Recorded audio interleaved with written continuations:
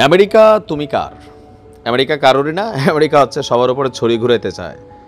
দেখো দেখো যারা, এরকম আছে না একটা কি একটা হিন্দি গান দেখছি, রণবীর কাপুর এরকম টাইটি ঘুরে। তো আমেরিকা এটাই চায় যে আমরা ঘুরাবো, আর যাদের মাথা একটু লম্বা হবে এরকম নিচু করতে হবে, তাই না? কারণ তাদের মোড়লগিরি করতে হবে। তো আমাদের এই এশিয়া উপমহাদেশে আমেরিকার সাথে আরেকটা নব্য মোড়ল আছে, এটা হচ্ছে ভারত। ভারতের বর্তমান বিজেপি সরকার একটু বেশি নব্য মোড়ল হয়েছে, তবে ফাটল ধরে গেছে। খবরটা দিয়া আসতেছি। ভারতের প্রধানমন্ত্রী নরেন্দ্র মোদী, আজকে কত তারিখ চলে? আজকে সম্ভবত 17 তারিখ চলে। আর 3 দিন পরে ডোনাল্ড ট্রাম্পের অভিষেক অনুষ্ঠান। তো সেই অভিষেক অনুষ্ঠানে এখন পর্যন্ত নরেন্দ্র মোদীর দাওয়াত দেয় ডোনাল্ড ট্রাম্প। পয়লা দাওয়াতরা দিচ্ছে চীনেরে। তো এটা তো একটু আশ্চর্যের বিষয়। সারা বছর ট্রাম্প বলতো মোদী খুব ভালো মানুষ, ভালো বাবা। আবার মোদিও ট্রাম্পের জন্য প্রকাশ্যে ভোট চেয়ে বিতর্কিত হয়েছিল, সমালোচিত হয়েছিল।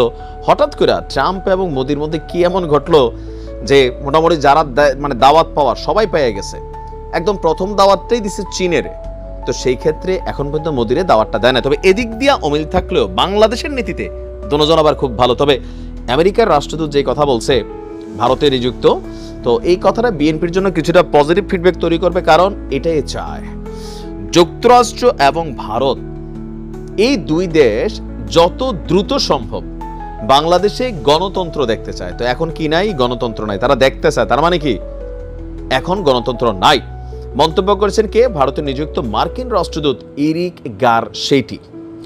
তো ভারতীয় সংবাদ মাধ্যম WION-কে দেওয়া এক সাক্ষাৎকারে বলছেন যে গণতন্ত্রই বাংলাদেশে নতুন অধ্যায় খুলে দিতে পারে।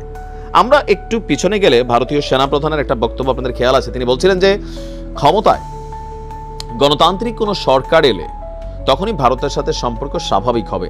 ডক্টর ইউনূসের এই সরকার, এটা আসলে অভ্যুত্থান বা বিপ্লবের সরকার, গণতান্ত্রিক প্রক্রিয়ায় জনগণের ভোটে নির্বাচিত না।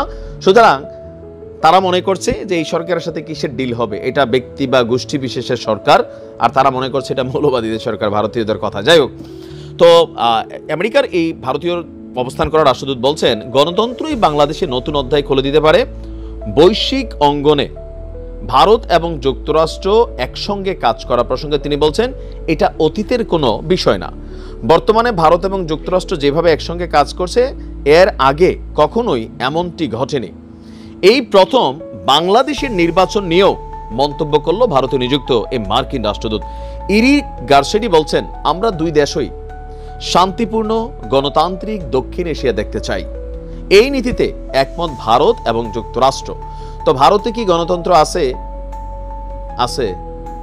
আমরা ওই নিয়ে কথা বলতে চাইলাম না। যারা ভারতের জনগণ বাংলা ভাষাভাষী আছেন, আপনারা দাদা আপনার দেশ সম্পর্কে লেখেন, বি অনেস্ট স্পিকিং করবেন, হ্যাঁ, ফুটিকা থাকলে খাইয়ে নেবেন। তো বলতেছে যে ভারতে গণতন্ত্র চায়, মানে তারা মনে করে যে এলাকাতে তারা গণতন্ত্র দেখতে চায়, হ্যাঁ, মানে ওই আর কি। যাই হোক, এরপর বলছে যে আমরা এই নীতির ভাগিদার। এই ক্ষেত্রে দুই দেশ সমন্বয় করেছে বলে মন্তব্য করে বলছেন আমরা পরিষ্কার করে বলতে চাই বাংলাদেশ কিংবা যে কোনো দেশেই হোক না কেন ধর্মীয় সংখ্যালঘুদের নির্যাতন করা উচিত নয়। দেখছেন, আমরা মনে করি আমাদের একটি সুযোগ আছে।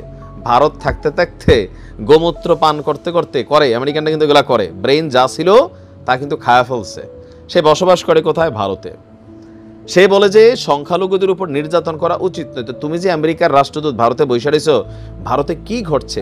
সব জায়গায় বলছি না, সব জায়গায় না, অনেক জায়গায় ভালো পরিবেশ আছে, কিন্তু যেখানে ঘটছে এগুলো কি তোমরা দেখো নাকি দেখো না?